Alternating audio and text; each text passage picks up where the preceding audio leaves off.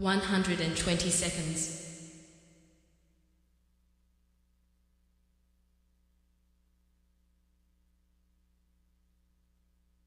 110 seconds.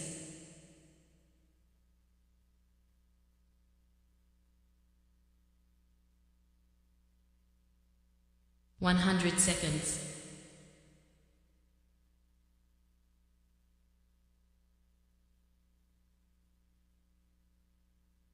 90 seconds.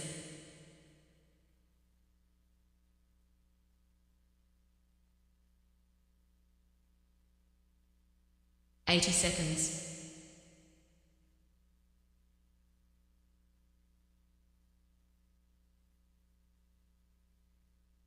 70 seconds.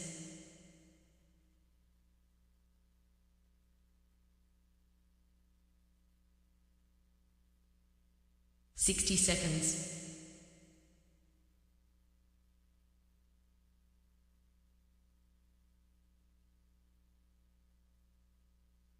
50 seconds.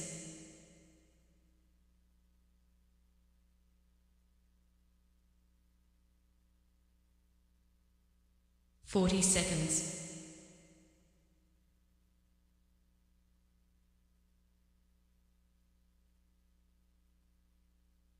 30 seconds.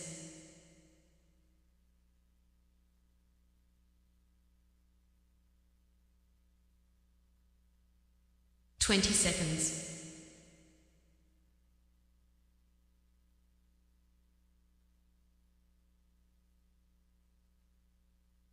10 seconds.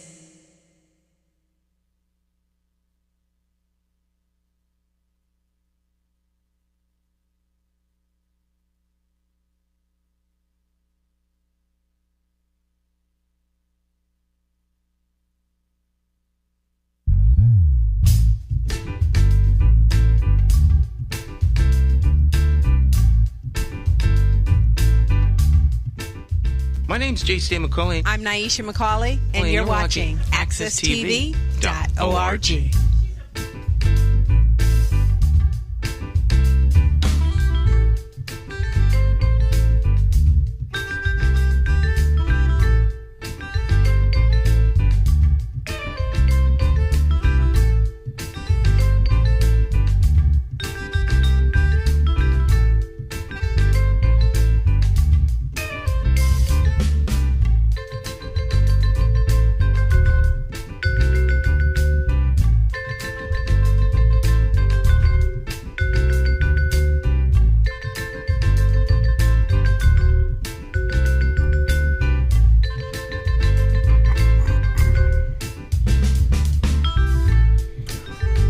My friends, once again, it is indeed time to get our talk on. This morning talk with me, your host, J.Stan McCauley, along with the champions of talk.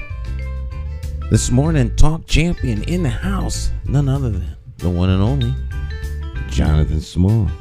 Morning, Jonathan. How you doing? Doing fine, and you, Stan? I'm doing very, very well. How was your weekend? Weekend was nice. I mean, it could have been a little bit more warmer, but it was nice overall. You know, trying to enjoy the day off yesterday, but just wasn't feeling as warm as I was hoping it would be. Pretty much still enjoyed the day overall, and then just trying to lay back, get a little adjusted to the time change. 1 hour ahead. It's not a big deal, but yeah, you lose a whole hour of sleep.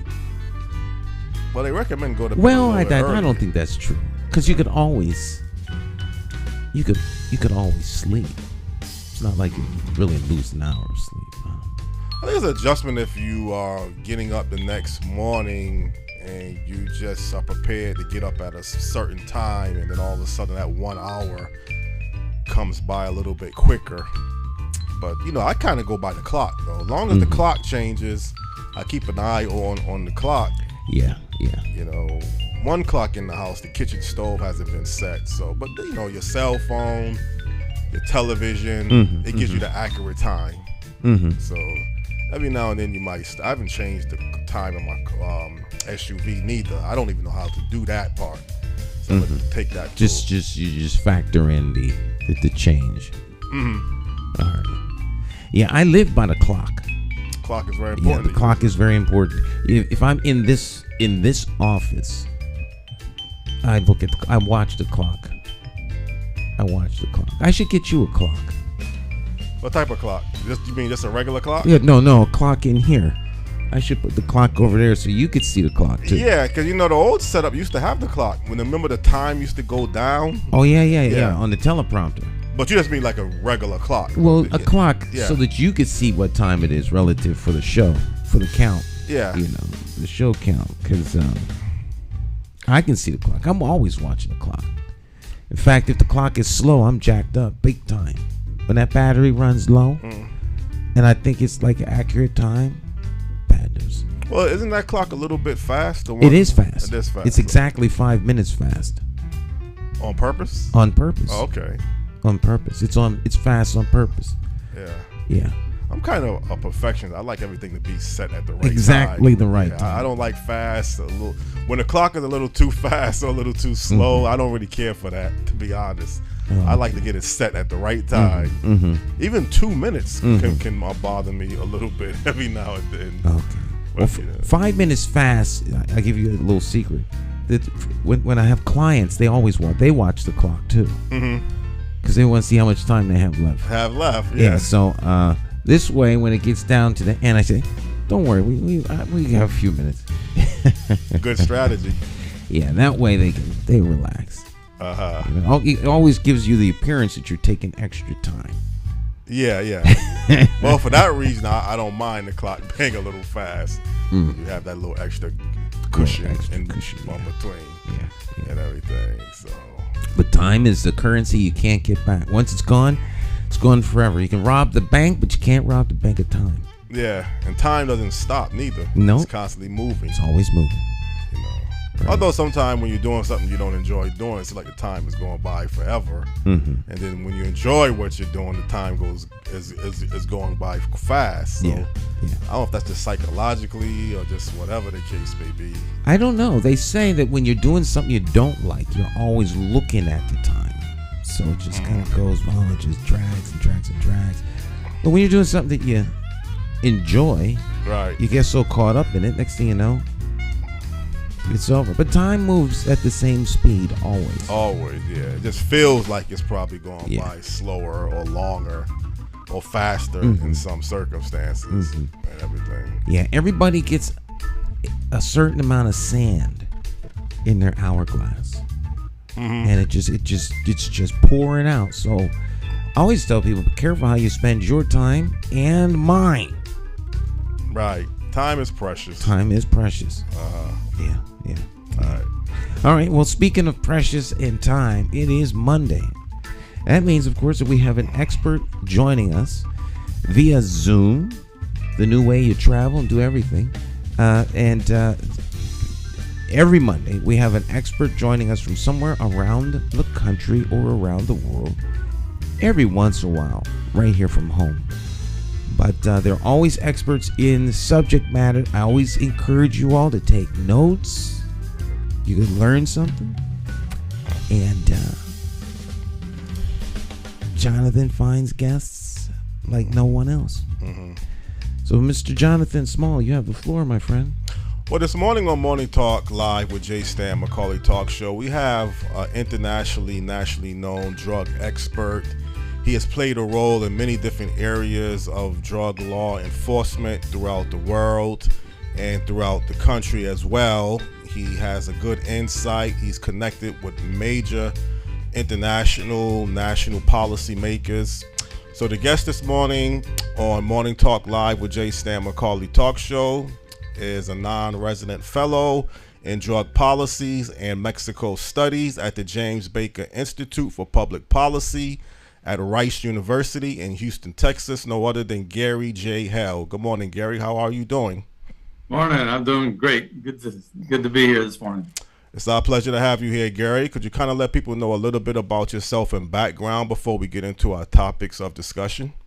Sure. So I'm retired from DEA, the Drug Enforcement Administration. I had a 31-year career with them and a total of 37 years with the federal government. I also did 6 years in the Army intelligence, specifically at the tail end of Vietnam. So during my, after the military, I became a police officer in my hometown, which is Laredo, Texas. Laredo is on the border with Mexico. On the Mexican side, you've got Nuevo Laredo, Tamaulipas, Mexico, and on the U.S. side, Laredo, Texas. So I was a police officer there between the military and DEA. I got recruited by DEA in 1979 and did a 31-year career during which I had 10 different assignments. I worked in overseas assignments, big cities, small cities, intelligence centers, joint duty, which means we get assigned to other agencies. And I'll just name them off real quick. It was New Orleans, El Paso, Boston, Bolivia in South America, DC, Colombia in South America, back to DC, Mexico City in Mexico, then back to DC, and then in Houston. And in Houston, I retired as the regional chief of intelligence. So during that career, during those years and all those assignments, I worked in a number of different positions. I worked tactical operations, which are kicking doors down kind of stuff, law enforcement tactical operations, operational, which are the long-term investigations, strategic, which looks at regional issues, and then policy, which works with Congress and other entities at the highest levels of government to determine which direction we're going as a government with regards to drug law enforcement. So I had a very rich career. I really, truly enjoyed it. My specialty in DEA, you've got three specialties. You've got the law enforcement agent, which is the special agent. You have the diversion investigator, which are the people that investigate doctors, hospitals, pharmacies, and chemical manufacturers. And then you've got the intelligence division, and that's where I work. And the intelligence division provides direction, guidance to both the operations division and the diversion division. So it's a robust organization. DEA is kind of like the Marine Corps of the military.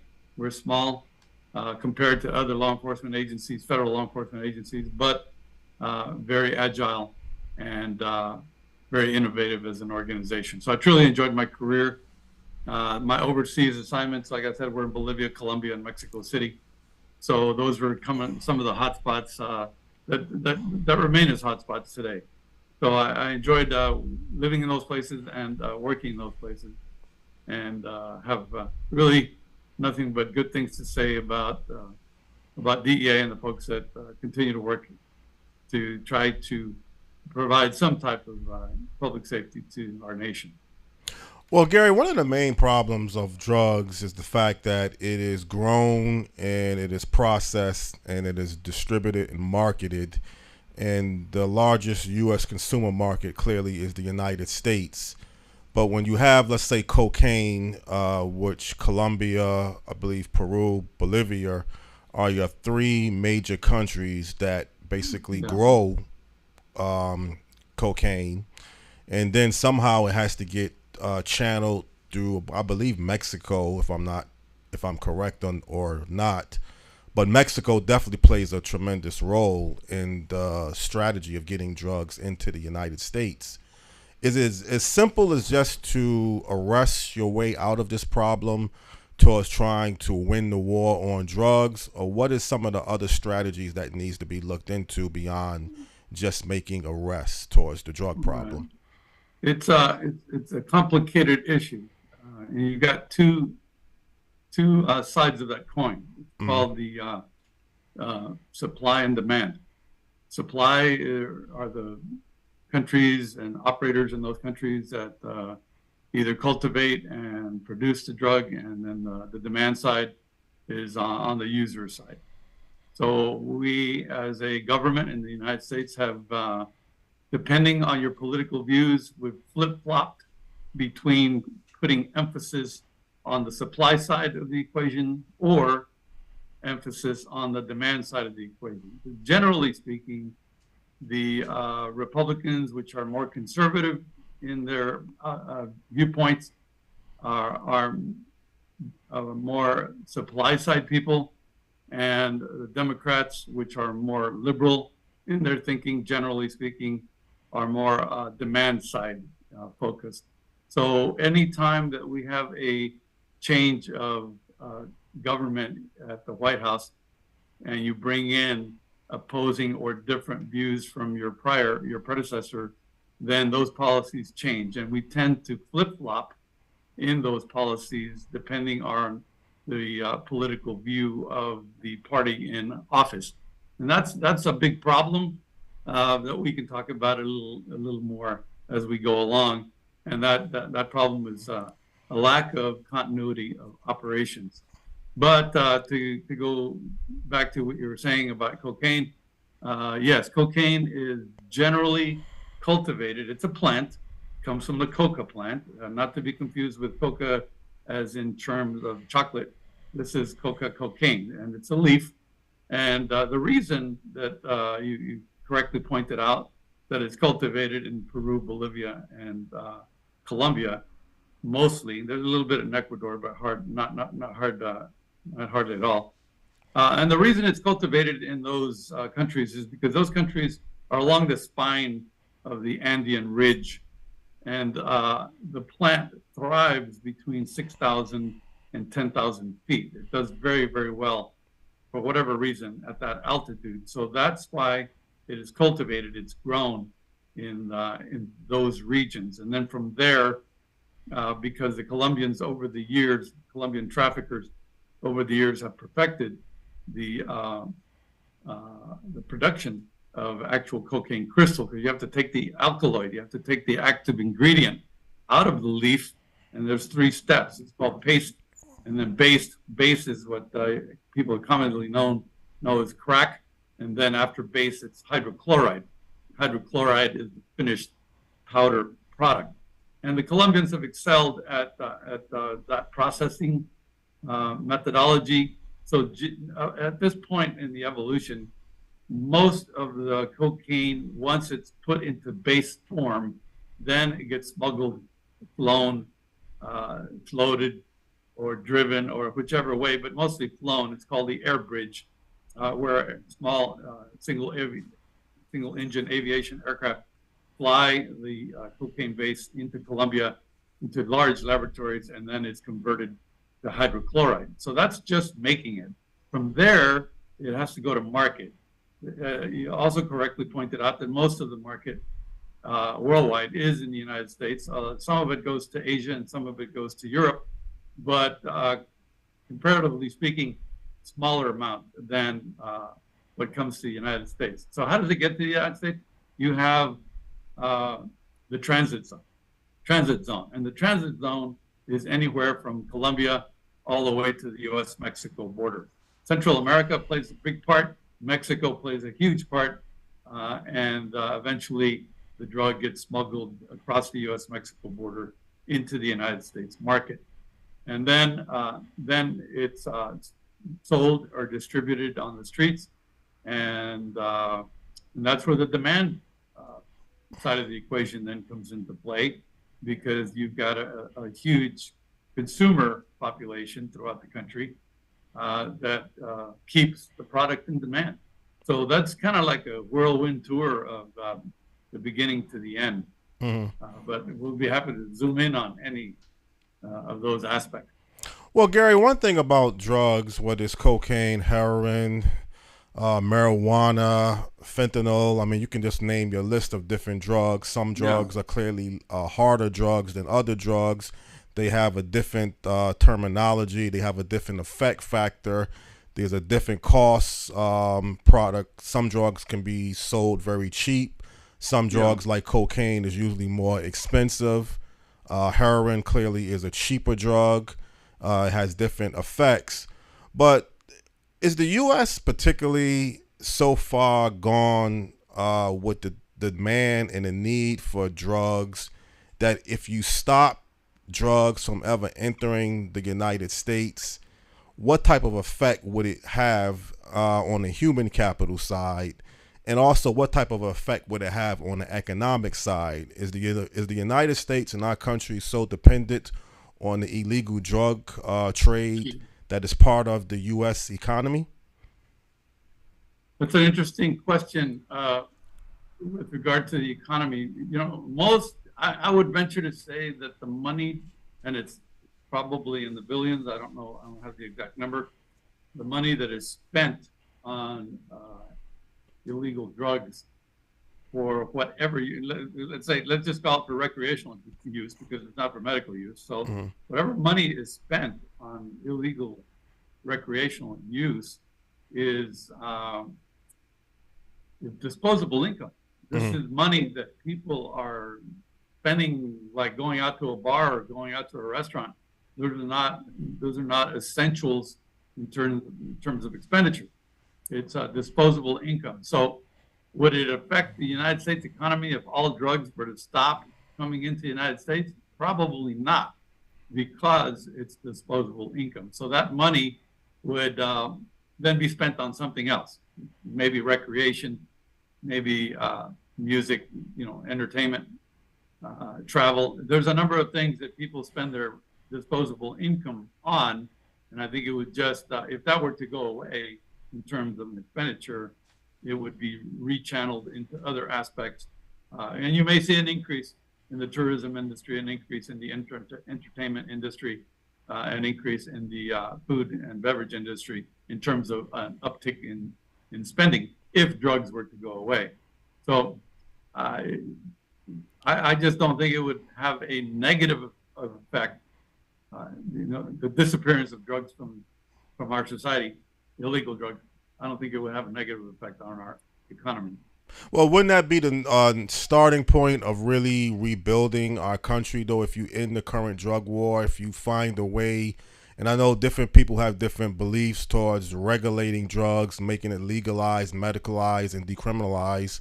But let's say, for instance, you was ever to put the drugs, the illegal drugs, under the government control of regulations, like basically alcohol. Some drugs clearly you would have to get medicalized supervision. Yeah. Marijuana can be outright legalized. You have 18 states, I believe, in the United States that has already gone towards legalizing marijuana. Wouldn't that automatically kill the black market side and dry up all of the crimes and violence and social unrest that the drug prohibition laws currently contribute towards?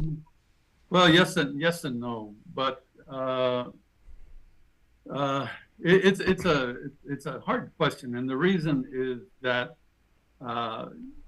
one size does not fit all. And cocaine is different from heroin, and heroin is different from marijuana, and marijuana is different from fentanyl in terms of the dangers. And that's why you have the Controlled Substances Act, which is the law that restricts and enforces, restricts the presence, the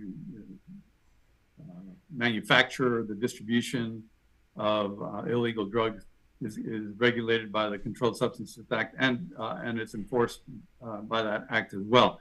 Because some drugs are much more dangerous than others, like fentanyl, they're put on different schedules, and those schedules indicate the relative danger. There's been a lot of debate as to whether marijuana belongs on Schedule 1.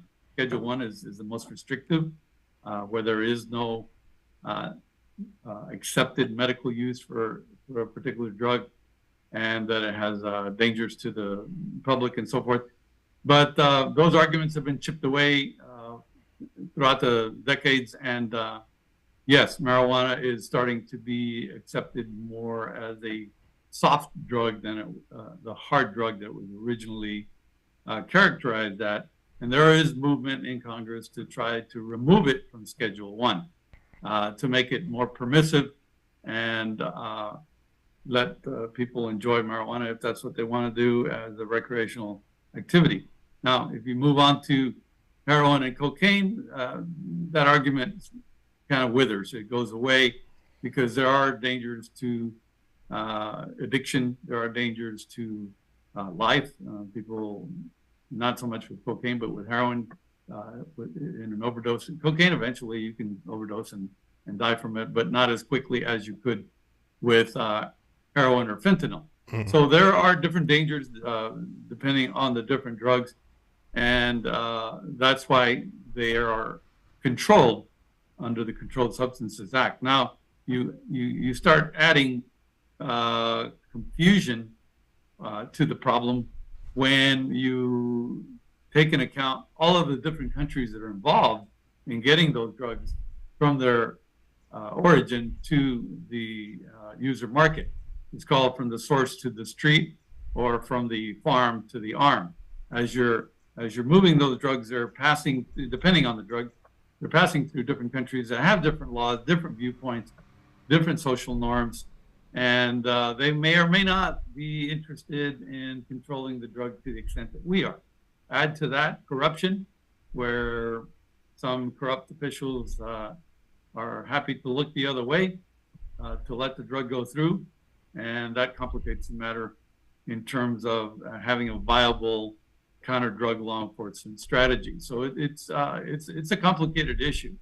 As far as a trend goes, society is becoming more permissive across the board, whether it's gender issues or drug use issues. So as we are evolving through time, people are changing their attitudes, and some of these drugs may eventually be legalized in limited forms, such as marijuana is being now. Marijuana decriminalization is happening across the board. Marijuana use for medicinal purposes is also happening in a lot of locations.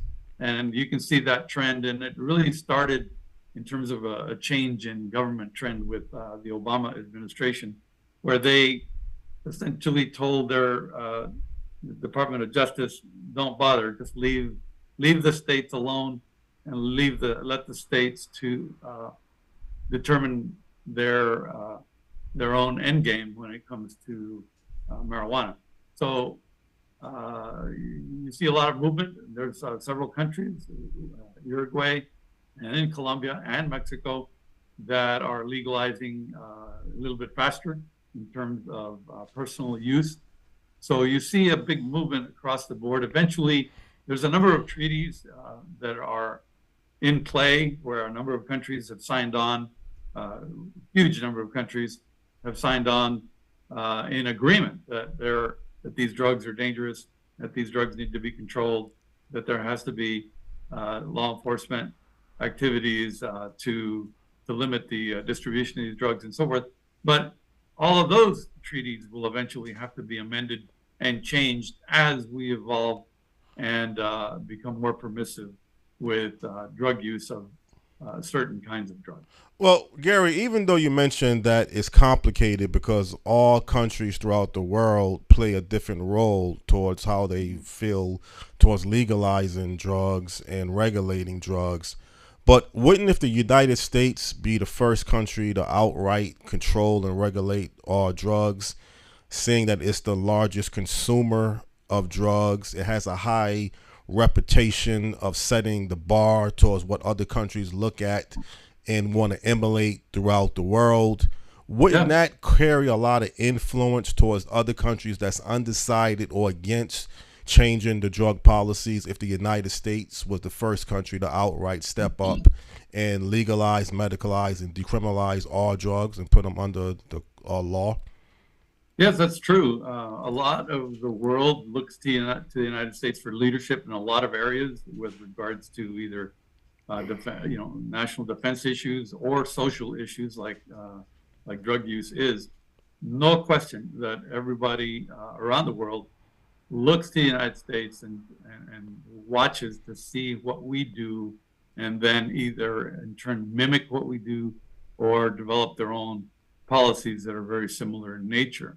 So no question that we have a very important role as a leader in the world, and we need to be making some very well thought out policies. And this is where where sometimes we don't do a good job because of the flip-flopping that I was telling you about among political parties.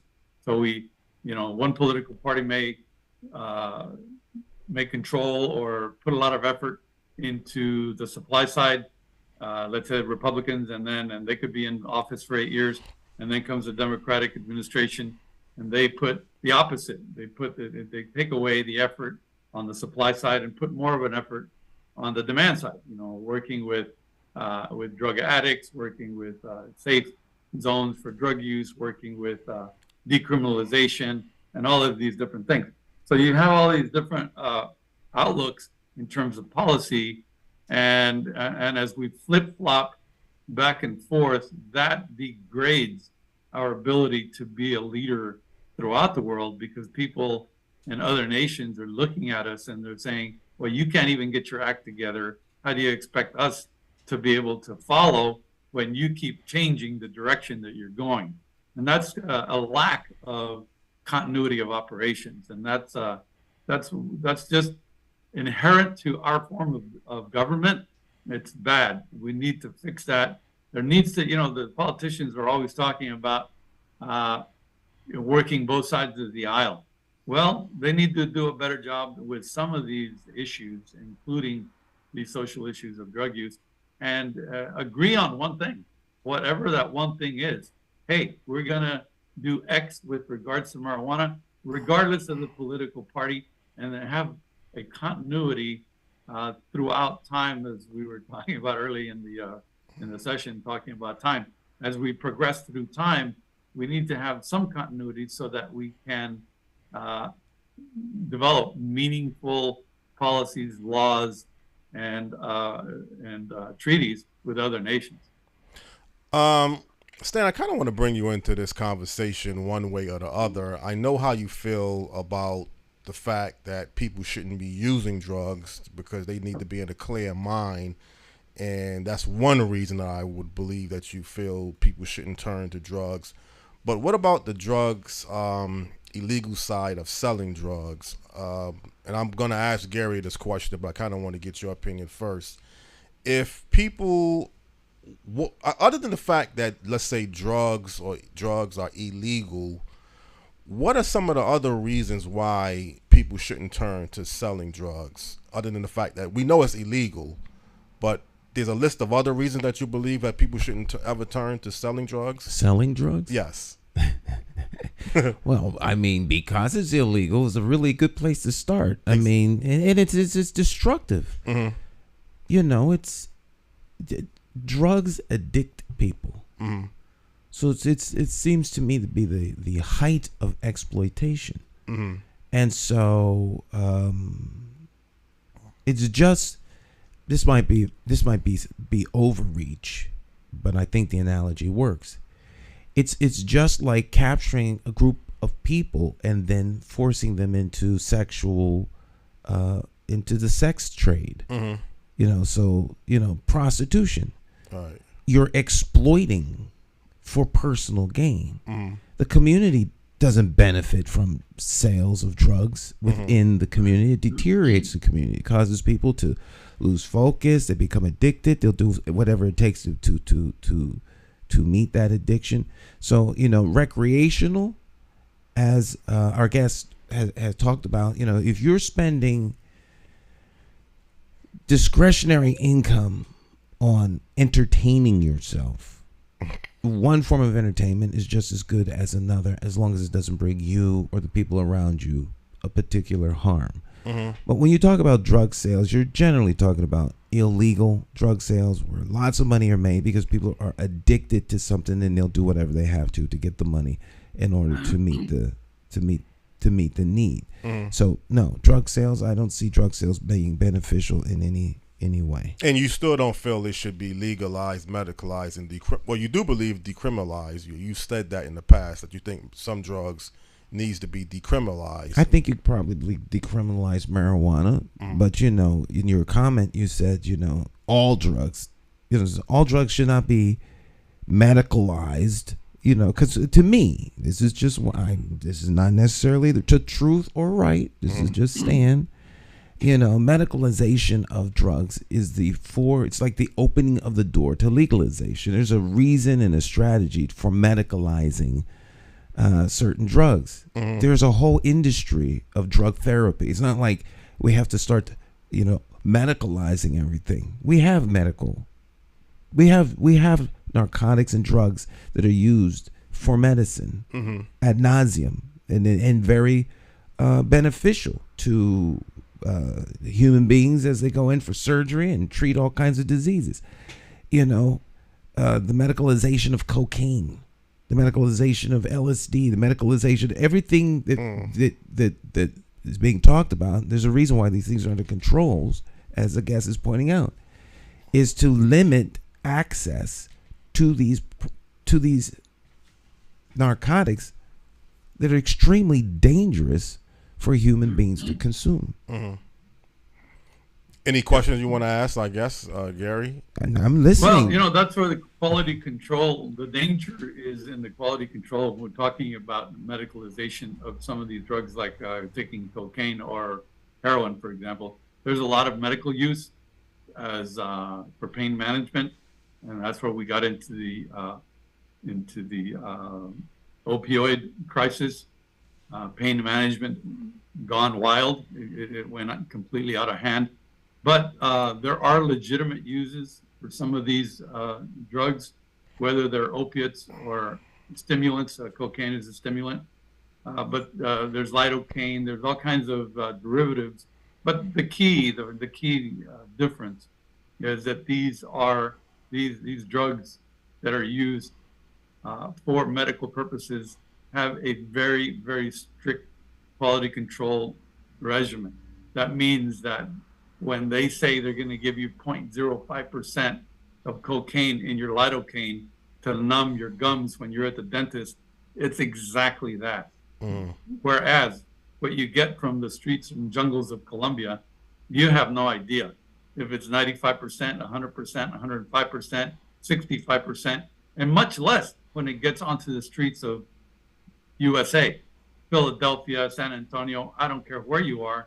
Once the drug traffickers on the street get a hold of the drug and they cut it with different cutting agents, you have no idea, first of all, the purity of the drug anymore, and you have no idea what the adulterant is. The adulterant being the cutting agent. It could be baking powder. It could be rat poison. You just don't. It could be sugar. It could be flour. I mean, it could be anything.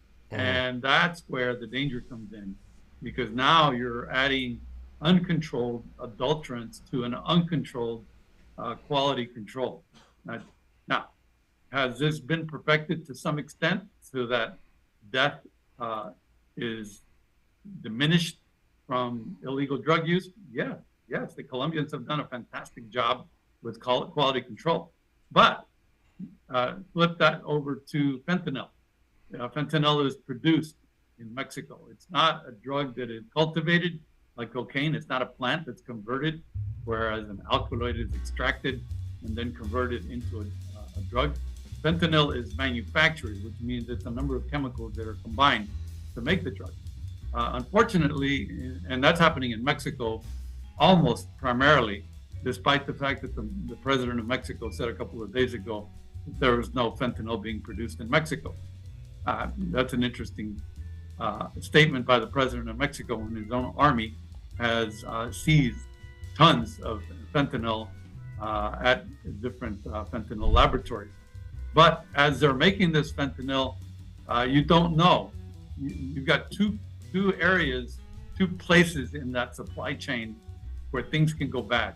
One is at the manufacturing point, and one is at the distribution point in terms of quality control. So you could make a fentanyl batch, and it could be 150% potent or 95% potent, and then you can send that batch to the United States and get to the streets of wherever, and it's being laced with something else. So by the time somebody consumes it, they could be, taking their final pill forever. They could die from the adulterant, or they could die from the adulterant being something else that's placed on top of the fentanyl, or the actual lack of quality control of that drug. So it's a dangerous situation. You're basically putting a gun to your head and playing Russian roulette every time you take a fentanyl pill, because you don't know if it's going to kill you or not. Those risks have decreased somewhat significantly with marijuana, and less significantly with cocaine, and even more less significant with heroin. So those, and then fentanyl being the worst of the bunch at this point in illegal drug manufacturing. There's always a trend that's being followed by the drug traffickers. They see where the drug use market is going, and they find opportunities, and they adapt to those opportunities to give the consumer market what they want. But the consumer market just needs to be smart. Hey, if you're going to do this, you have to realize that it could be your last pill. So, and that's why, because there is no quality control, or very little quality control, and it generates a tremendous individual danger to your life, if not health. Mm-hmm. Stan, you going to take a break now? Okay. Well, Gary, I do want to respond back to that, and I do have some questions relative towards what you just stated, but I believe we want to take a quick commercial break. Are you up on the commercial? Okay. We'll take a break. Okay. And we'll be right back. Stick and stay. Don't go anywhere. Very interesting conversation. And I hope you guys are listening, taking notes. Don't go anywhere. Morning Talk.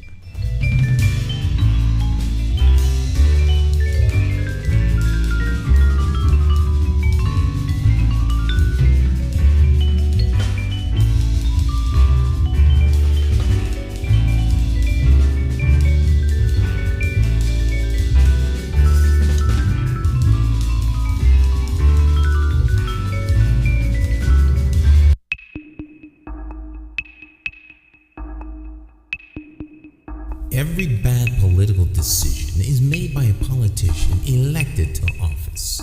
So if you think your vote doesn't matter, just remember this. There are people sitting with politicians in a back room making deals about your future, making policies about your children, making decisions about your neighborhood. To them, you are just a vote. You are not their cause. You are just a vote. Elections have consequences, and if you don't vote, you are actually voting to keep these people in power to work against you.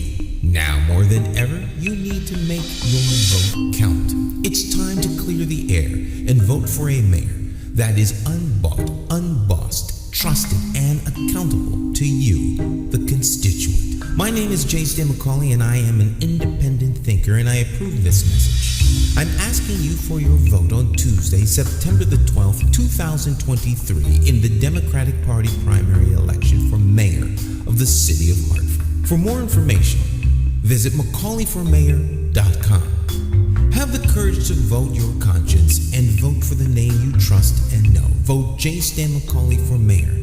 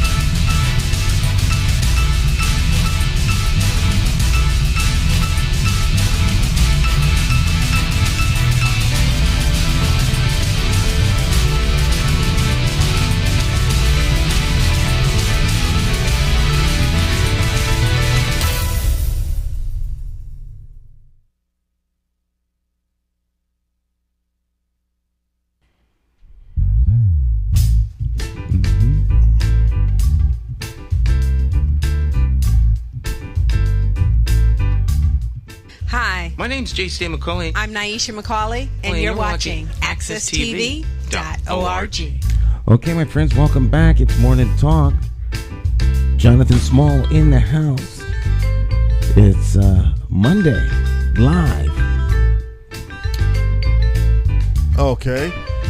Back here with fellow, I guess non-resident fellow in drug policies and Mexico studies for the James Baker Institute for Public Policies, no other than Gary J. Hale. Let's continue back with our conversation.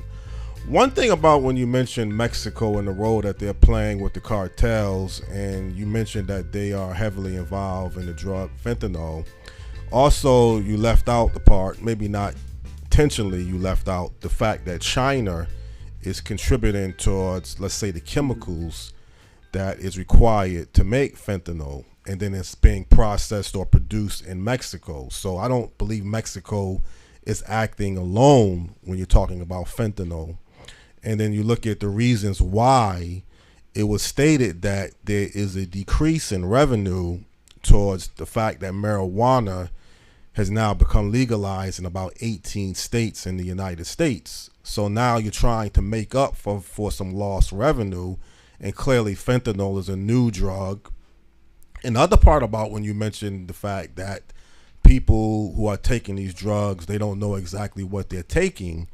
Wouldn't, if you have these drugs medicalized under the law differently than having it sold black market, when a person decides to take something, whether it's heroin, marijuana, or even, believe it or not, I hate to say it, fentanyl, but let's just say for the sake they are supervised, you know exactly what's being put into this type of drug, wouldn't that reduce the overall overdose and death rates towards the person, because the fact that you know exactly now, if they're medicalized under a supervision by a doctor, exactly what is in the drugs that you are taking? Those are good points. I'll start with China.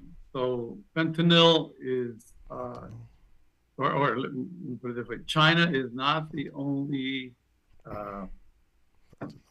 drug that supplies chemicals that eventually make drugs. For example, before fentanyl ever came into the picture, methamphetamine was a big deal. It still is a big deal, but the attention has gotten away from meth and has been refocused over on fentanyl.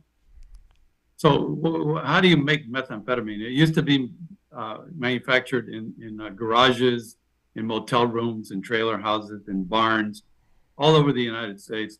And how is that happening? Because the active ingredient in methamphetamine is ephedrine. And ephedrine is the same drug and chemical that is in Sudafed, Actifed, all of the antihistamines.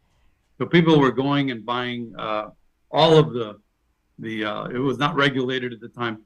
So people would buy all of the Sudafed and Actifed pills that were in Walmart, let's say, a couple thousand boxes of pills. You crunch them in a blender. You run them through a various chemical process to separate the active ingredient, and you make methamphetamine. So, but you need a lot of chemicals, and you need the raw product, and that the raw product of ephedrine was being bought off the shelves in the United States. DEA passed laws in the late 80s to stop that and to regulate. That's why you have to show ID if you're going to buy any kind of ephedrine product at a pharmacy, so that people can't buy in wholesale quantities off the shelf.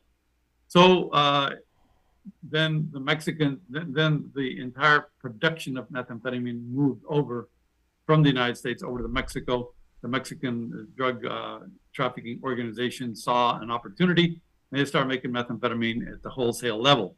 But where do you get the quantities of ephedrine to make ton quantities of methamphetamine?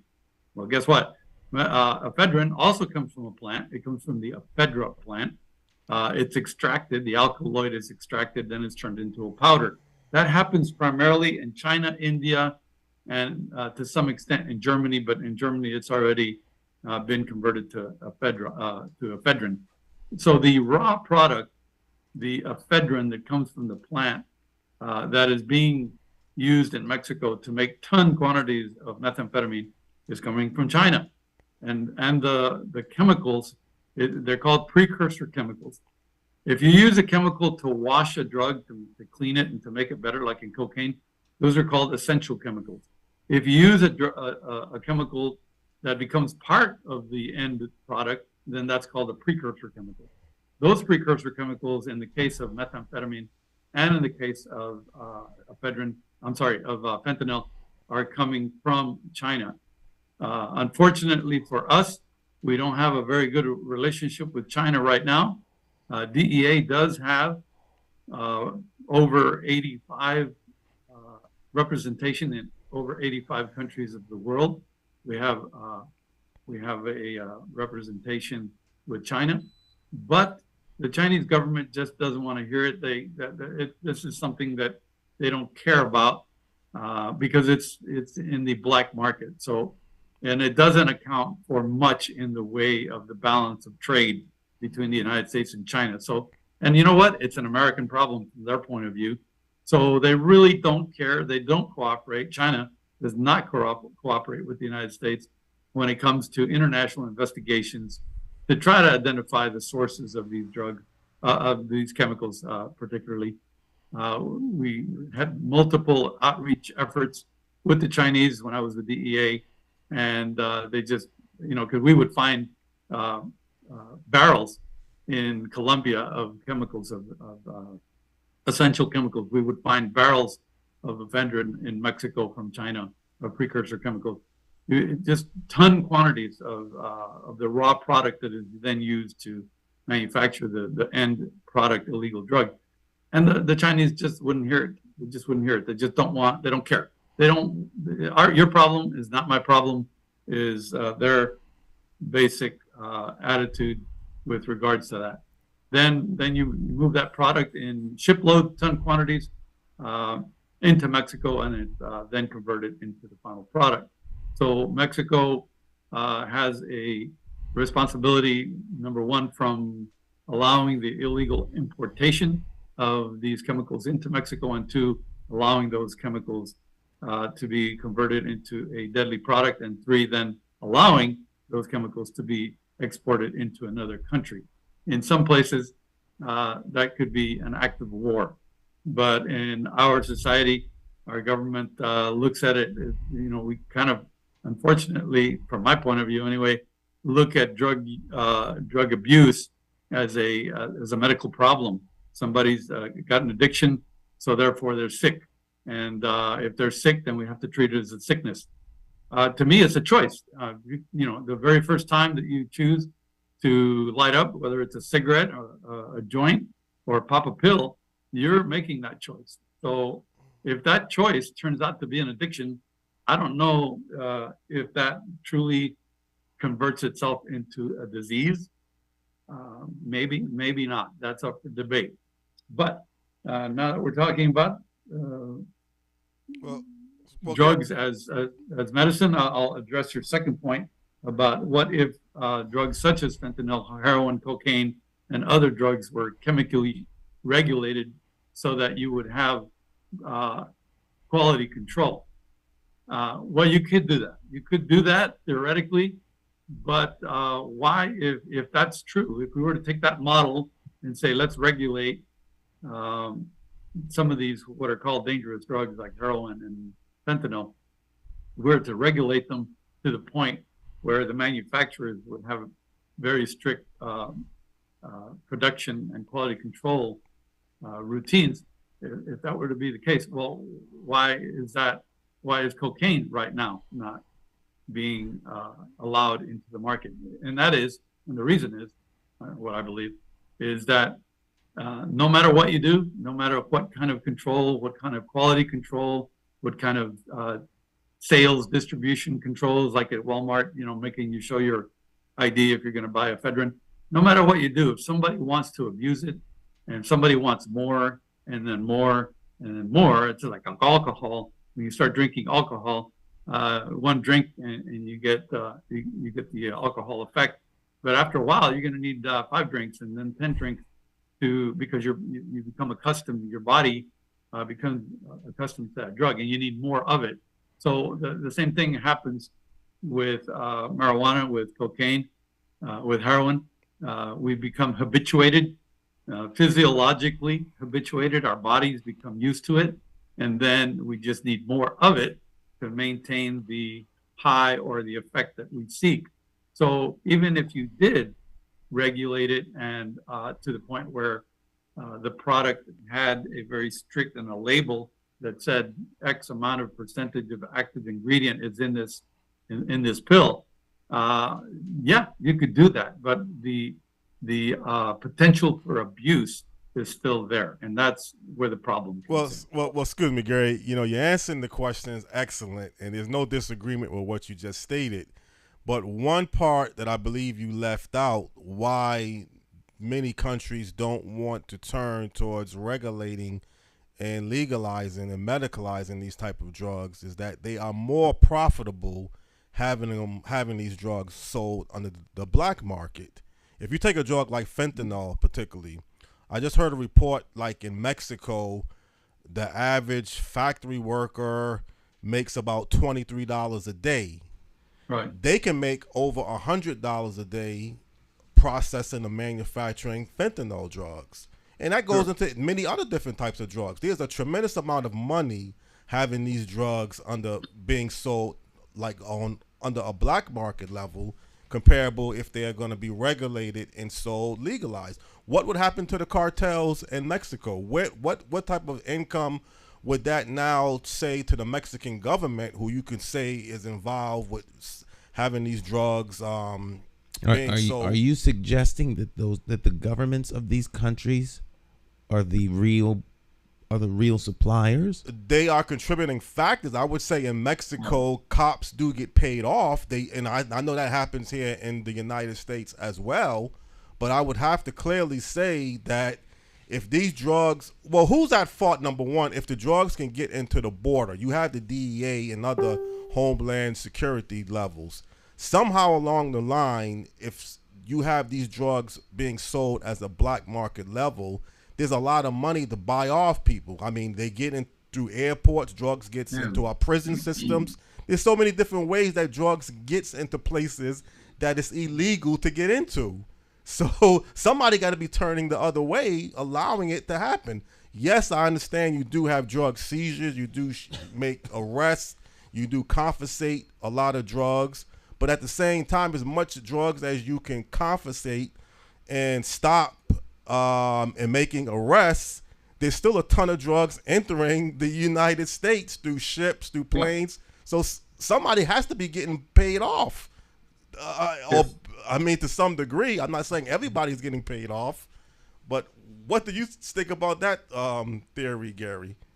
Well, it's partially true. It's hard to put your finger on it until you get an informant that says that this particular law enforcement officer is corrupt and letting the drugs through, but it happens. Border Patrol agents, DEA agents, FBI agents, anybody, state police officers. It's a tremendous draw to make easy money by looking the other way or letting a car go through.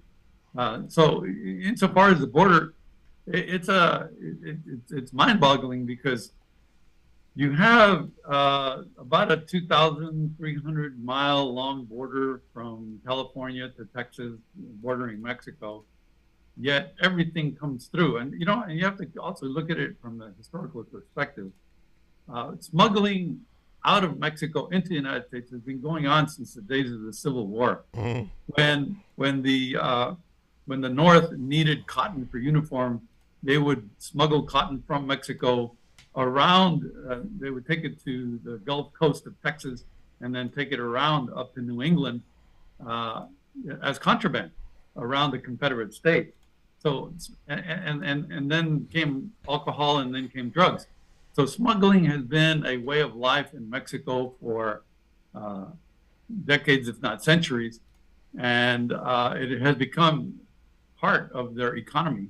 So it is it is something that is not going to go away because it's part of their social fabric. The society depends somewhat on the money that's made from illegal activities, and at this point, what's going on in Mexico has gone much more beyond just drug trafficking. They have the cartels, so-called cartels in Mexico, which originally started as drug trafficking organizations. Then they're now being labeled as transnational criminal organizations, and I would argue that they should be labeled as armed criminal organizations. But the reason they went from drug trafficking organizations to transnational criminal organizations is because they evolved away from only drug trafficking as a source of income to all illegal criminal activities, just like the traditional organized crime mafia organizations that we know, whether it's trash, whether it's insurance, whether it's extortion, prostitution, gambling, alcohol, you name it. Whatever the illegal activity is going on out there, these cartels in Mexico are now involved. So they evolved away, and drug trafficking is only one of many business lines that they manage.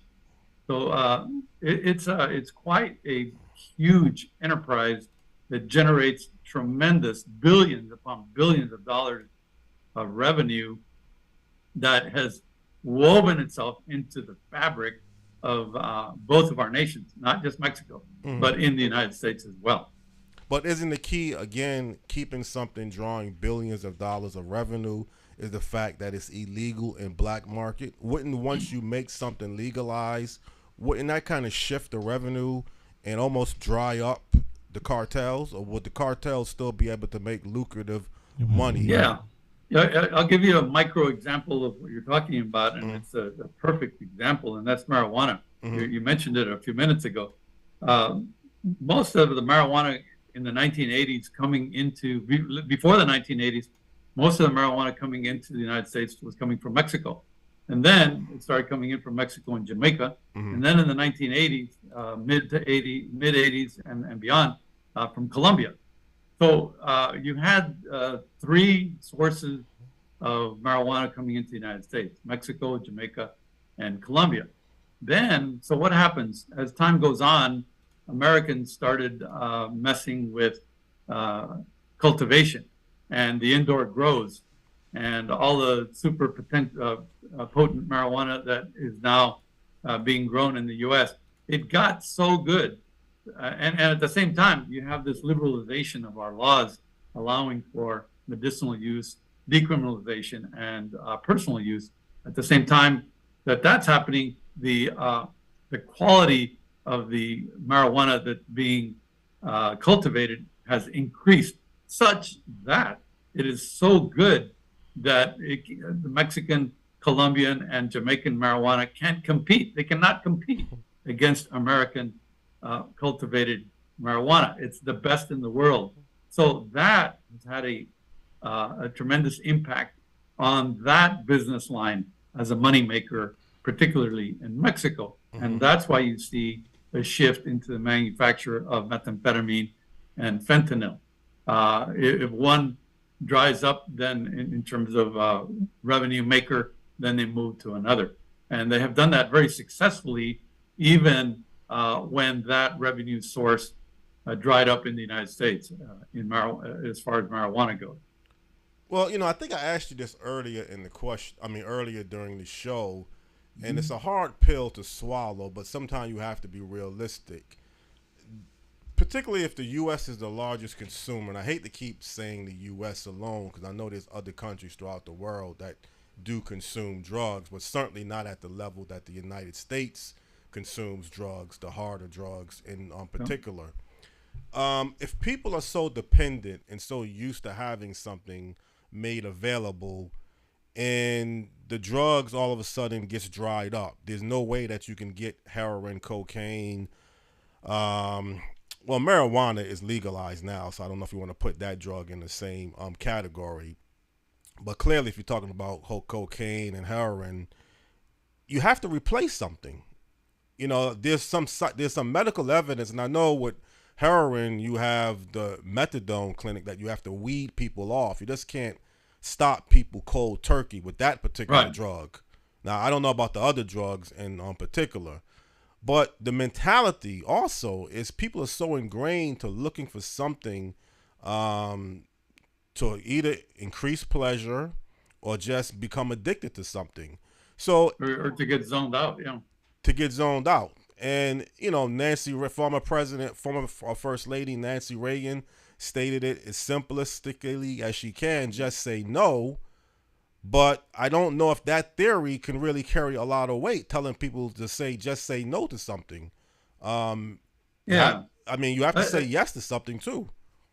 Yeah, I think it unfortunately speaks to the deterioration of our society. Right.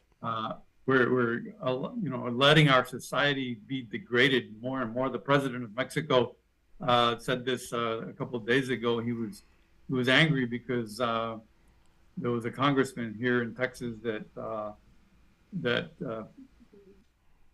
recommended or proposed that military action be taken against the cartels in Mexico, and that's when the president of Mexico made some comments saying, the United States society is deteriorating because of its voracious appetite for drugs. And to some extent, it's true. He's correct. Our society is changing, and it's becoming more liberal. Liberal to the point where everything goes. Liberal to the point where when I was a kid, when I was a young man in the 60s, we had the top three winners of anything, whether it was a race or any kind of competition, 1, 2, 3. And that's it. Those are the people who got the medals and the trophies. Now, everybody gets a trophy. You show up, you get a trophy for participating. Well, that diminishes the value of that prize that you work so hard to get. And those kinds of attitudes where we're trying to be all-inclusive, all permissive, and just letting people do what they want.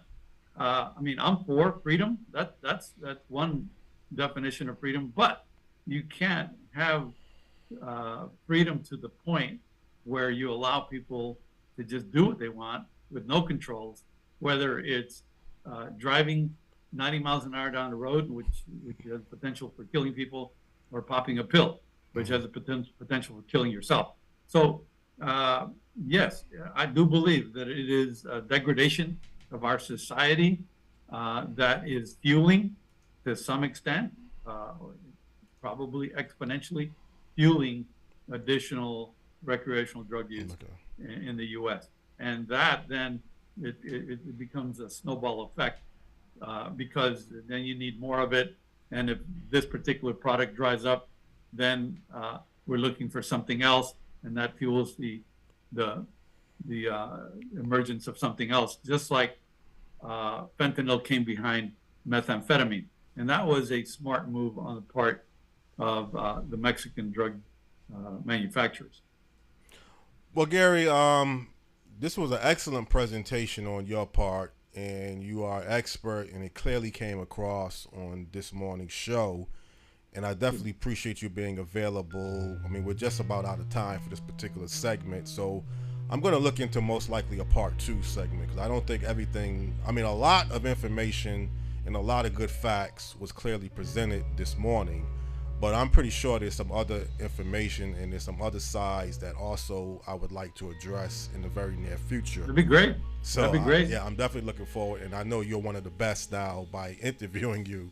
So you have your facts and information in order, and I definitely appreciate that. If there's any last words that you would like to leave the audience before we end this segment, feel free to do so. No, but I take it you guys are in Hartford, right? Yes. Yes. Yeah, well, I did a tour in the Boston office, and all of the New England states were under the Boston division, Connecticut, New Hampshire, Vermont, Maine, Massachusetts. And I got to travel. I lived up in Nashua, New Hampshire, and then I commuted in on the train from Lowell into Boston. and I got to travel all over New England. Great people, wonderful, wonderful part of the country. I envy you for living there, and I thank you so much for giving me the opportunity to share some of my thoughts with you. I'd love to come back anytime. So kudos to you and to your program. Good job of outreach to the public to get some of these unknown facts out into the hearts and minds of our fellow Americans. Definitely, you're well appreciative, Gary, to have you on this particular morning, and I will definitely look into a part 2 segment and keep you definitely at the top of the list, because you really stood out this morning with your presentation, and I look forward to working with you towards another interview in the very near future as well. Fantastic. I look forward to it. Okay, thank you very much. All right, thank you very much. Godspeed to you, and continue the good work, and look forward to continuing the conversation. Thank you, sir. Bye-bye. Bye-bye now. All right, excellent. Thank you, Stan. He was an excellent presentation. Excellent Absolutely. Presentation. And it seemed like you had agreed with pretty much everything that he was stating. I think y'all had some views. 100%. You don't think we should ever move into the fact of regulating and legalizing these type of drugs? No. It's like assisted suicide. I mean, there's some things, clearly, personal choice is always available. But there are some things that the government should not sanction. Because once the government sanctions it, it sends a clear signal to everybody. And you're talking about how the United States sets a model for the world. It says, oh, it's okay. It's not okay. Now, if you choose to do it, there's nothing anyone can really do about that, per se. But just to take the limitations off.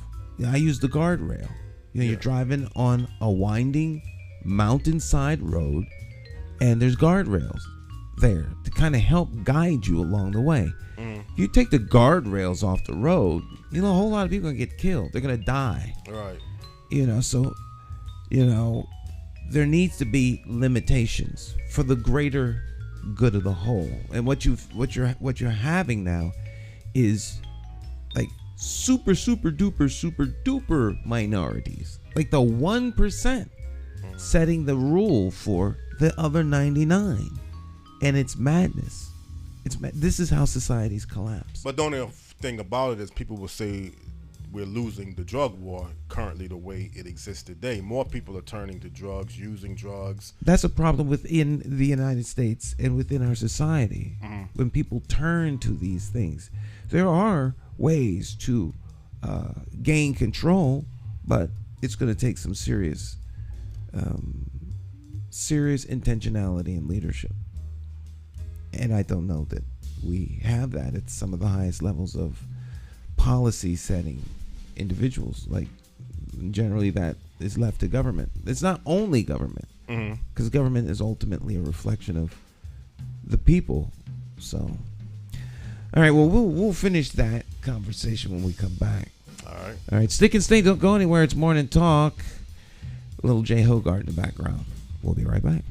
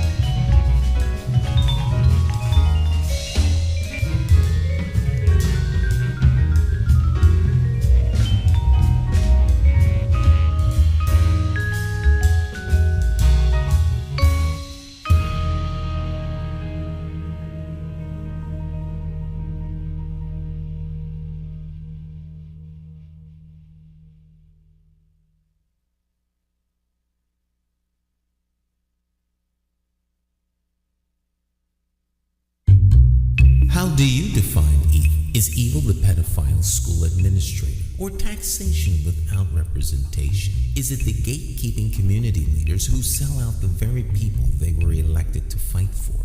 Or is evil the politician that puts out lies and takes in cash? However you may classify evil, having to choose the lesser of two evils still leaves you with evil. Nowhere does this rule apply more than during an election for mayor. Choosing a candidate who is the lesser of two evils still leaves you with evil. No wonder so many people don't vote. It's time for the constituents to flip the script and vote for a mayor you can trust. My name is Jason McCauley. I am an independent thinker, and I approve this message. I'm asking you for your vote on Tuesday, September the 12th, 2023, in the Democratic Party primary election for mayor for the city of Hartford. I, like you, am an independent thinker. So let's sit down and talk about my path to victory and why my 5-point plan for Hartford will work. Stop listening to the uninformed evil interests that tell you I can't win. For more information, visit McCauleyformayor.com. Have the courage to vote your conscience. Vote for the name you trust and know. Vote McCauley for mayor.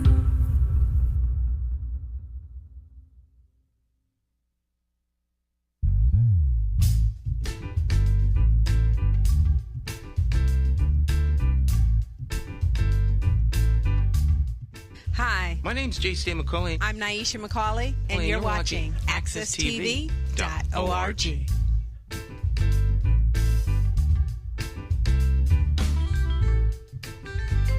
All right, welcome back. Morning Talk. I'm your host, Jason McCauley. And the champions of talk. Every Monday, Jonathan Small is here. Wednesdays, it's Dr. Maya Bowen and Cacique. And on Fridays, it's Cleo Duke Wright.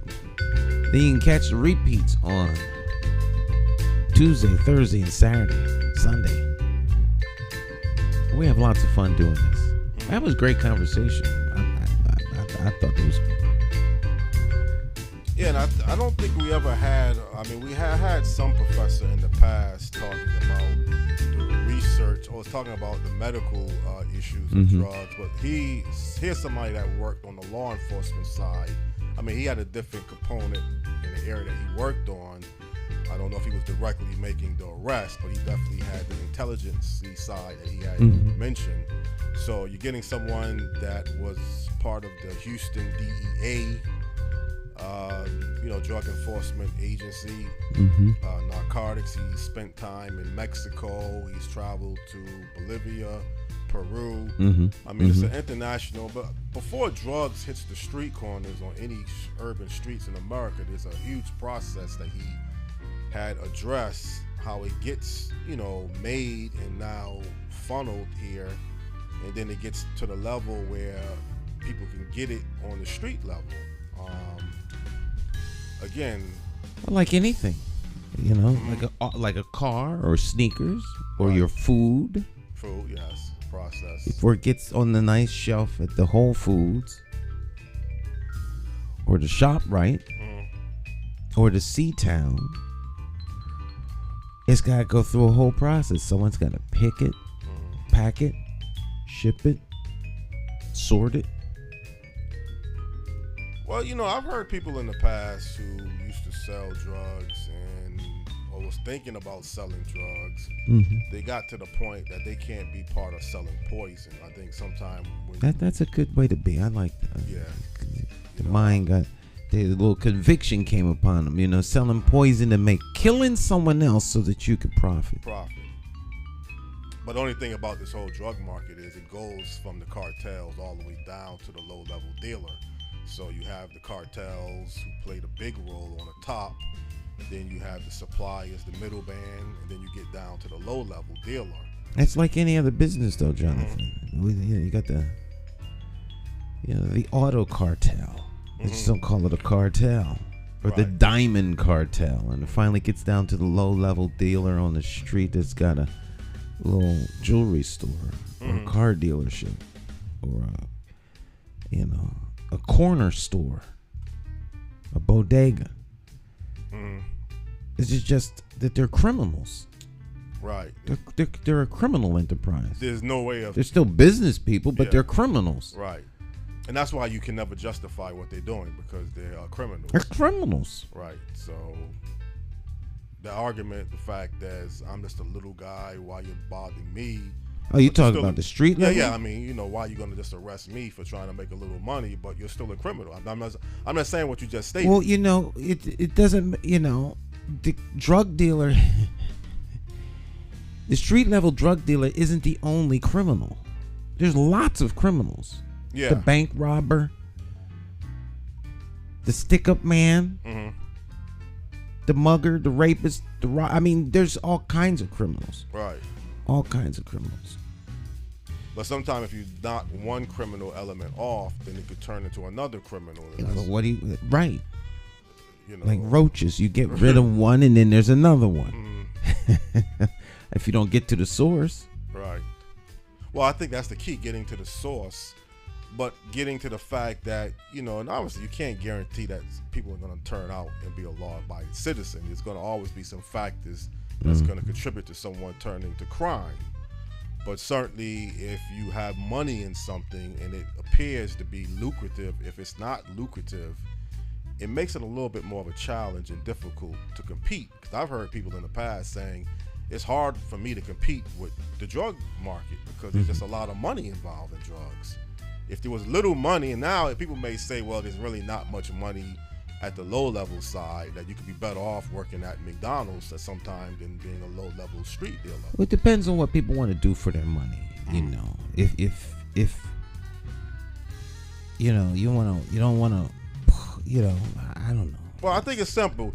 You like the fact that you can buy something and sell it. That's what you like to do. You feel like this is the way you are an entrepreneur. This is your gift. This is what you enjoy doing. What you talking about? The drug dealer? Drug dealer. That's basically what it is, a drug transaction. So you find another method that they can turn what they like to do. I think that's idealistic. Yeah. You don't want to work. Like buying and selling and retail. The whole retail thing just turns me on. So yeah, I want to stand out in the cold and just sell drugs and get shot at.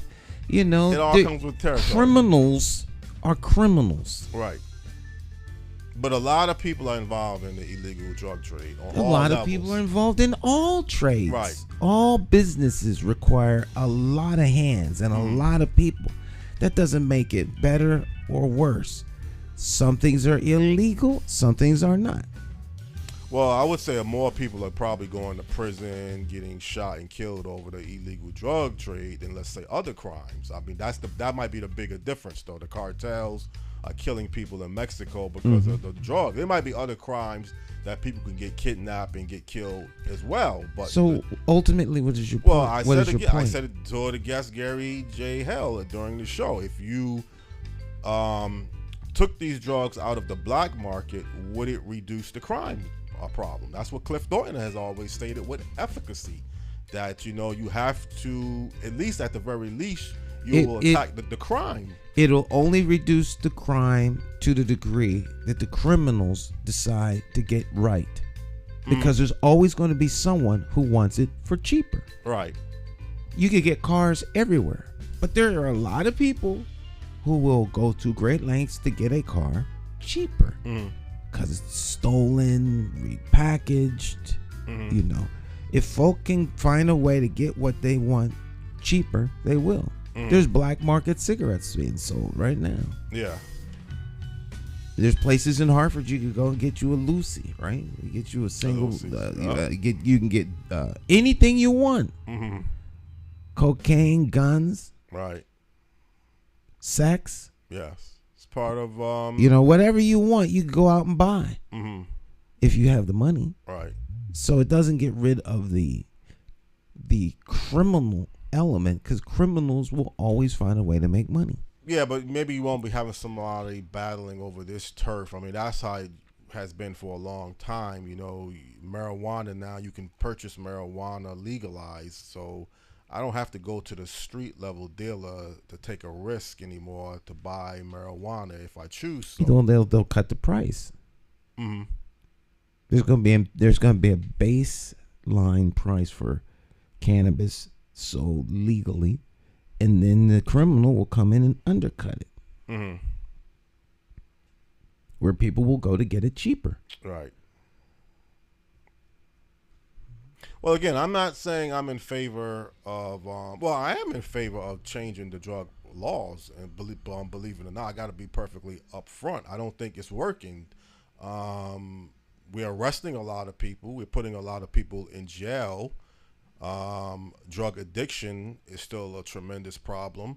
People are still over. I think fentanyl is the leading cause of death amongst a group of demographics of people in this country. I don't know the age bracket. I think it's the leading. I'm not familiar with those statistics. Yeah, well, it's but staggering. It's a sad situation. Mm-hmm. So, having stated that, is this just information for people to know, or what are you trying? Again, it's bringing an expert on, as I like to do, before me and you have this type of conversation, so we have something to have a reference on, not just being you talking about our opinions and our beliefs. We had an expert who worked, and Gary kind of believed the same way that you believe, that they need to stay illegal, the drug. I mean, this is what it really comes down to, Stan, having it legalized or illegalized. We can talk around the issue. It's not going to be legalized for the most part. Mm-hmm. It's just there's too much money to be made. Well, I'm glad you just said that, because that's what I had mentioned. It's too much money. You know, there are lobbyists right now 3 blocks from here at the state capitol who are trying to influence outcomes with legislation that's going to be beneficial to the people who are paying them to go up and lobby on their behalf. Mm-hmm. The cartels have lobbyists too. Right.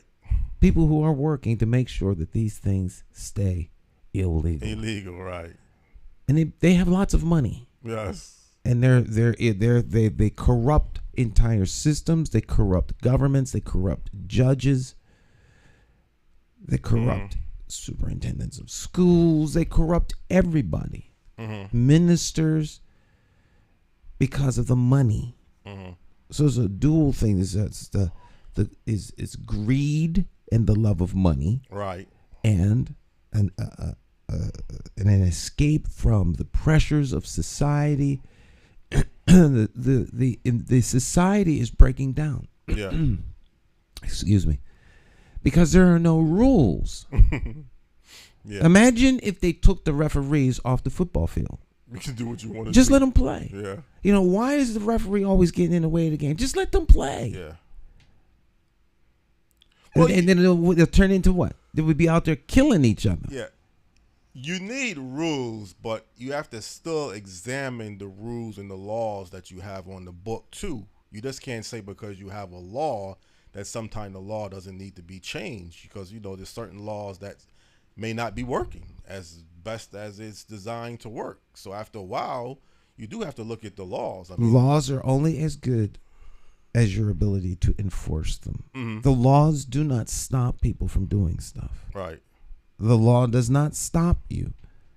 The law gives those in authority the tool it needs to hold you accountable and convict you, and therefore sanction you. Mm-hmm. Because there's a rule. Where there's no rule, where there's no law, there's no violation. You can do whatever you want. Right. And you can do whatever you want, and no one can hold you accountable. And when you have a society that is like that, it doesn't take long before it spirals out of control. Everyone does whatever they want. And so the rules limit that. That doesn't mean that people still won't do stuff. Mm-hmm. But when you send a clear signal, you could do whatever you want. Mm-hmm. So we wouldn't be better off having marijuana legalized. And I guess it's still early. Marijuana is, for the most part, legal. Yeah. But I'm saying, it's Connecticut now and other states that have legalized marijuana. Are they going to be better off having it legalized than it were when it was illegal? That's the $1 million. I think at the end of the day, marijuana is not that bad of a substance. Right. But it's in the same drug family, so that's the thing about. Well, I don't think smoking cigarettes is good. Mm-hmm. No, it's not. The Surgeon General has always they're legal. Right. And it's not a good thing to smoke. So you're right. Right, but it's legal. Yeah. So you should be able to buy cigarettes wherever you want. I mean, marijuana to me is like cigarettes. I'm not a fan of smoking. Mm-hmm. Well, there's two ways about marijuana. Some people will say it's the gateway drug to other drugs, and some people will say it's just a drug that you can use and be in control of, and you never turn to any other harder drugs. So there's always two different theories about marijuana. Some people say it's the gateway. At some point, you're going to want something harder. Some people will say you'll always... I think people want something harder because that's where they are. Mm-hmm. They want something harder, so they go and get something harder. Right.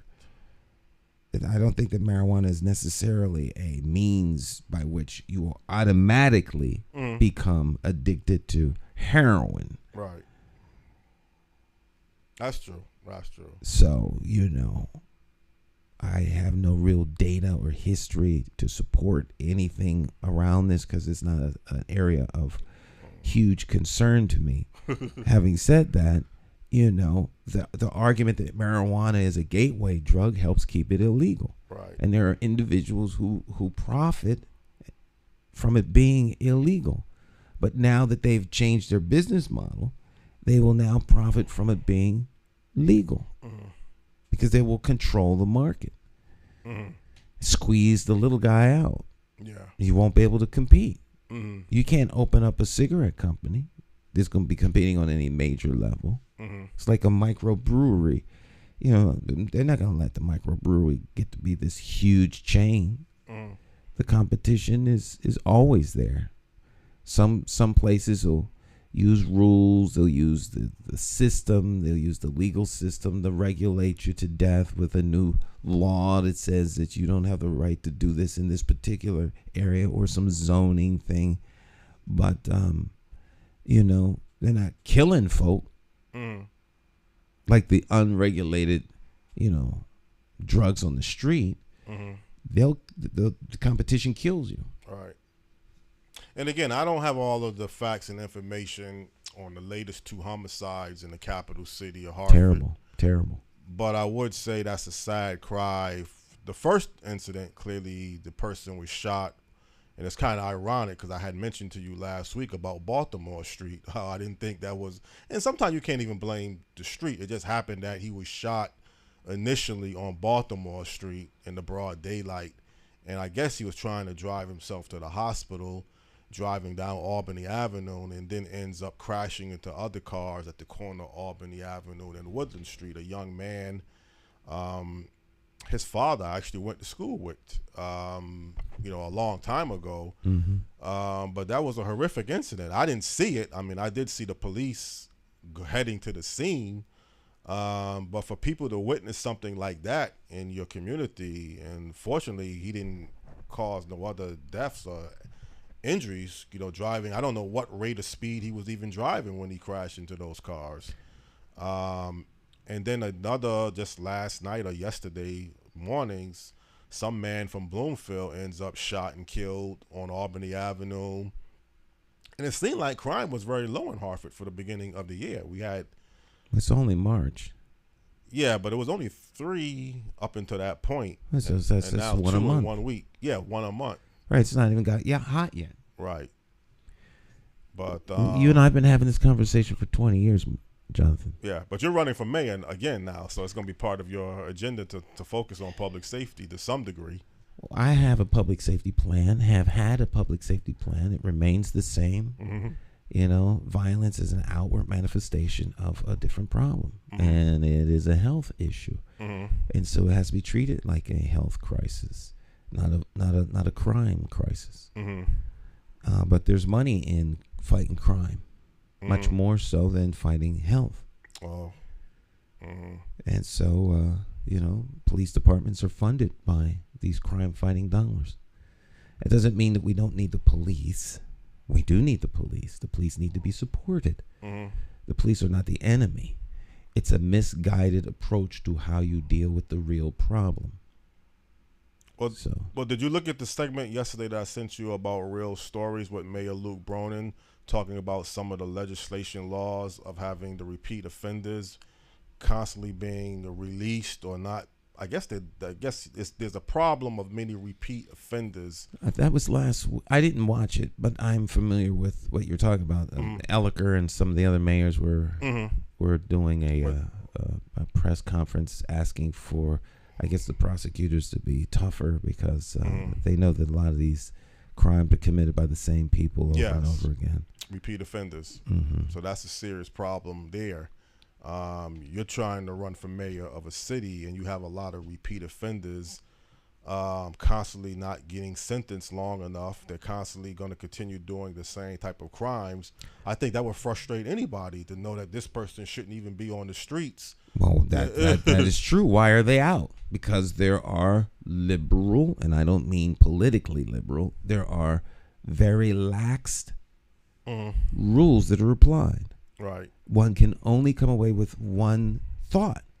There is an intentional desire to have chaos within the society.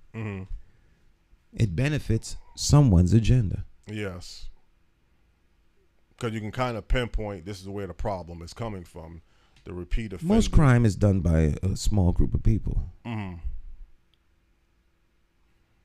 Everyone's not criminals. Right.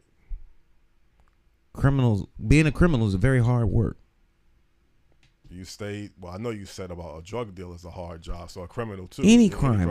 Anytime you're a criminal is that's a hard job, being a criminal, because there are no rules to regulate whatever business you're in, and you could suffer great harm if you get caught. See, I kind of think it's a hard life. I don't know I don't know if there's a difference between a hard job and a hard life. But let's just say for the sake, it is the same thing. Being a criminal, you can kind of set how you want to commit your crime. You can think, I want to crime this way, and when I'm ready to commit the crime, I can know I'm going to do it at my own pace. I'm under a lot of pressure. I'm under a lot of figuring out exactly how to go about committing the crime. But the actual process of a crime, I don't know if it's a hard job to do. Crime is very difficult. It's difficult. A lot of times crime comes out of desperation. If you have to feed your family and you don't have a job, you're going to eat. Right. Just to feed yourself. So what do? You do whatever you have to do. One way to make money is through the illegal sale of narcotics, right, or to steal something from somebody. All right, but it's all a crime. Yes, it's crime. But if you want to really attack some of these issues, you have to find the root cause of the issue, just like you would a public health crisis. So if you have some sort of manifestation of stuff going on your skin, then you find out what it is that's causing that. Or you find, oh my goodness, it's tooth decay. There's poison in your system that's causing this. So we remove the bad tooth. Right. You see what I'm saying? You don't put makeup on. You get rid of the bad tooth. You get rid of the bad tooth, or you get rid of whatever it is that's causing the issue. Well, poverty is a huge contributor to the issues that are in urban America and in suburban America. Because where you have all these little crystal meth labs out there, and the double wide and the single wide, those areas are impacted by poverty. So you could undercut a lot of this by making sure that people that are impacted by poverty have opportunities to be gainfully employed. They shipped off a lot of the work that people were doing to foreign countries in an effort to get more money, greed, and the regulators relaxed a lot of those rules that prevented these things from happening. And it happens at the detriment of the society. So people are making these decisions that impact everybody. And I guess, we're running out of time. We have to talk about this some other time because we're running out of time. Yeah. Well, like I say, hopefully you're putting yourself in the right position, Stan, to be able to do something about things that you see as a problem. And again, I would assume that's why you're looking at running for mayor again for the city of Hartford. So, you're doing a good deed. The fourth time you're going to be running over a 15-year period. It is the fourth time, unlike other people that didn't win. I continue to try. Yeah. Right. It's interesting because people make it sound like I'm the only person that lost the election. There's a whole lot of people running, and a whole lot of people didn't win. But you run the most. I run the most because I don't get the. I remember the very first time I ran, they said you're not going to win, but that does not matter because the question really is, what will you do after you lose? That was the very first time I ran. Right. They said if you keep at it, then everyone will know you're sincere. So I keep at it because the reason for running hasn't changed, and nothing, and the fix hasn't arrived. And in my never to be a humble opinion, the people who are currently running don't have an answer or solution, and I don't think that they would be good at the job. And you believe and care about Hartford enough to want to run and to try to make a difference. Yes. Once again, put it all on the line. The first time I did it, I lost my job. Right. 2000. With that as the backdrop, I'm willing to lose everything again for Hartford. So.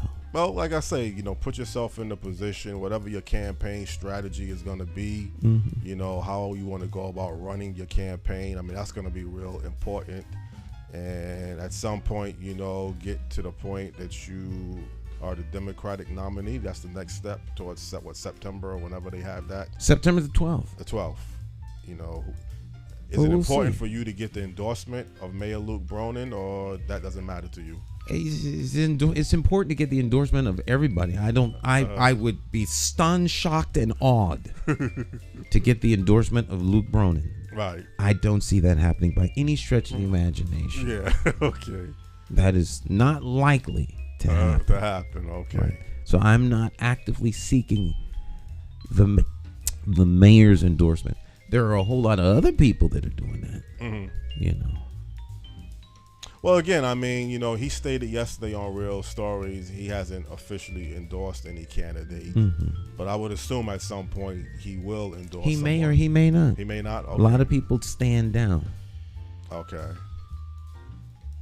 We'll see. Well, again, I mean, I wish you the best of luck again, but in knowing your campaign strategy and your platform, what are you advocating? I mean, it's still early, so obviously I don't expect you to put everything out. Everything is out. McCauleyformayor.com. Okay. I know exactly what I want to do. Okay. I know exactly what my policies are. I know exactly what the plan is because I've been listening to Hartford for the last 35 years.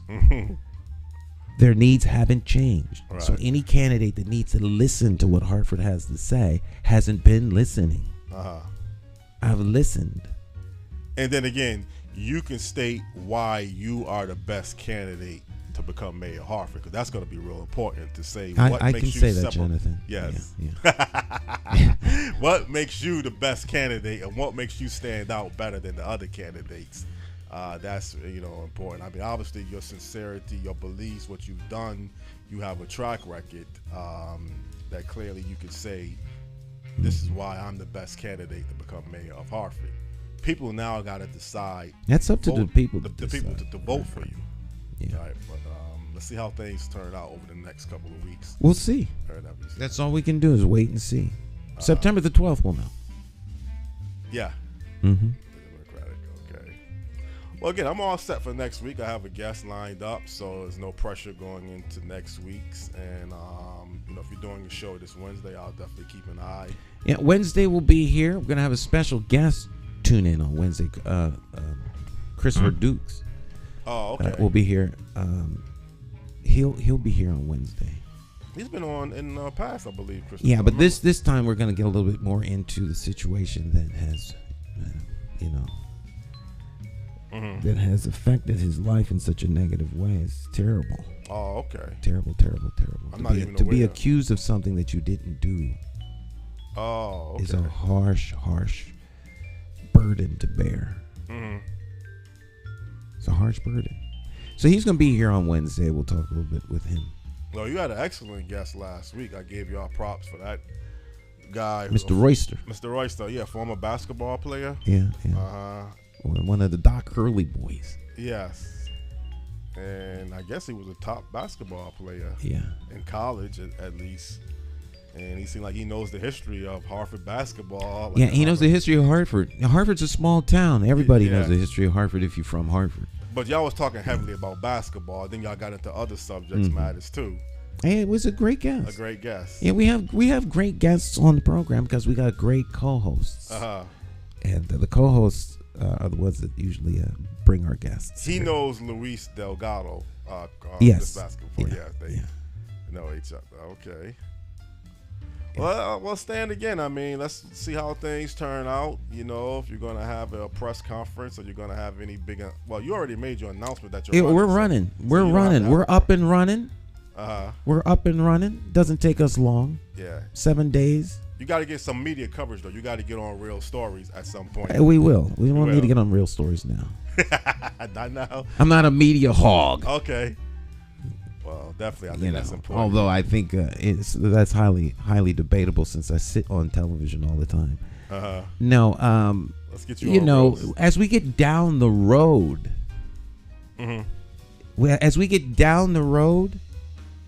I'll be on those programs because it'll matter. It doesn't matter to be on those programs right now. Not that I'm saying those programs are insignificant. It's always great to have a conversation with some of my colleagues. However, having said that, those conversations are not going to be impactful because the election is so far off. Right. So as we get down to the nitty gritty, everybody that's running will be on those programs. So I don't need to have a grand announcement. We've been there, done that, and I can tell you they don't resonate to anything.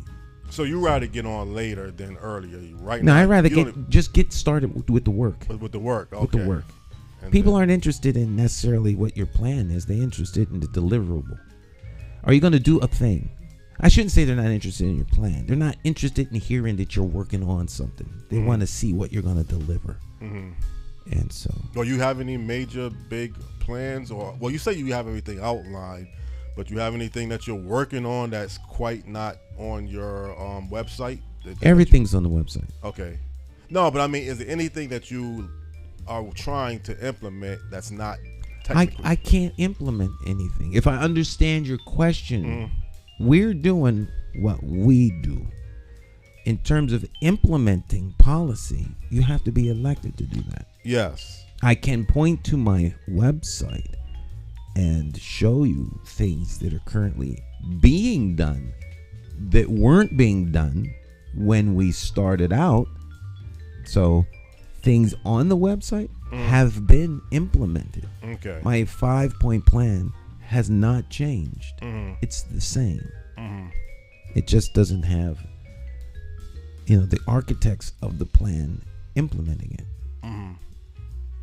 Yeah. Well, again, I mean, people know that you're running. That's the main thing. How you'll go about your campaign strategy, where you're gonna be door knocking or whatever. Oh, we'll be door knocking. And you made an interesting point. Everyone knows I'm running. And I had no big grand opening, no grand announcement, no. Right. Yeah, everyone knows I'm running. Was that by design that you didn't want no big press conference or anything? Yes, that was by design. That was intentional. Okay. Yeah. All right. Well, again, if you ever need some assistance with media, well, again, you say you're going to get on media shows and cover, so yes. We'll handle it. I have a whole different mindset. Before we were teaching, but I was highly insulted by somebody a couple of days back, about 2 weeks ago, and so you know how I am. Once I actually set my mind to do something, it gets done. Well, not to get too personal, but was you really thinking about running for mayor months ago, or this came all of a sudden? This came all of a sudden. Okay. Out of the blue. Very disappointed with the cast of potential candidates. Extremely disappointed. And a conversation with several people, and decided to run. So that was kind of like the final straw, that you was just dissatisfied with the current candidates that's running, and you couldn't take it any longer, so you had to do something. Yeah. Okay. The same energy that got me running the first time has me running again, because I hear the plight of the people, I see the plight of the people, and folks just aren't being listened to. And Hartford Incorporated will always do well. That's what I told Mayor Bronin. Hartford Incorporated will always do well. The problem is the people of Hartford not doing well. And so the city's being colonized. It's being colonized. It's like you landed on the moon and there happen to be people there, but they're in the way. So you get rid of them and you build your mega cities and you just move on. But you're not there to help the people. You're there to help the enterprise. Well, that's what I was saying, or that's how I feel about certain downtown. I know all of these apartment complexes they're building downtown, and it looks pretty, obviously. You look at the newest buildings, it looks real developed and built.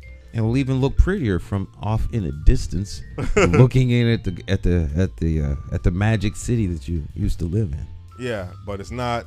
Again, you've always stated that you feel like you can develop a city to also help and develop the people. Absolutely. But the way it's shaping out, these $2,000 plus a month apartments are not designed for the people that live in the city, right, mostly, and they're not going to get much benefits out of it. They'll have something nice to look at, but I think you need more in life than just looking at a nice building from the outside. But again, if it's working for somebody, then I can't fault. Well, there's nothing wrong with having $3,000 a month apartments downtown, but you can't do it at the expense of everyone else that needs help. So you subsidize an apartment building with $92 million. You can redo this building, and now you're gonna have people move in it, and you say that's that's a subsidy. If the money's coming from the state, that's subsidized. Subsidized, right? It's just not low income; it's high income subsidizing of housing. However, we're running out of time. Okay. Like I say, out man, of time. Congratulations again. I wish you the best of luck, and anything that you need me to contribute towards helping at some point, if I can do it, I'm willing to work with you.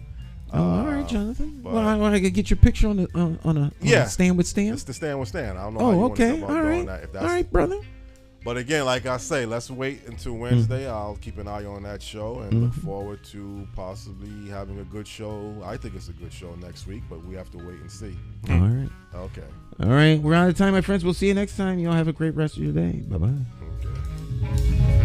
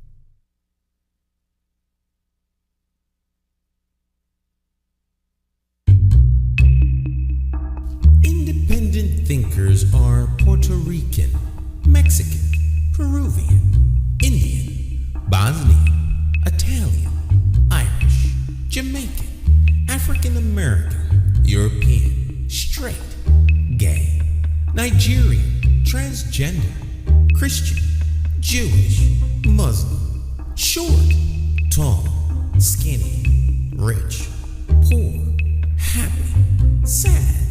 Some of us hold PhDs, others a GED. Even though we may be Democrats, Republicans, or members of the Working Family Party, we as individuals are more than our political parties. You see, independent thinkers come from all walks of life, and the one thing we all have in common is that we love, live, laugh, and learn in the city of Hartford. My name is J. Stan McCauley, and it's time to move beyond the party line and vote for a mayor you can trust. I'm asking you for your vote on Tuesday, September the 12th, 2023, in the Democratic Party primary election for mayor of the city of Hartford. For more information, visit McCauleyformayor.com. Vote J. Stan McCauley. Have the courage to vote your conscience and vote for the name you trust.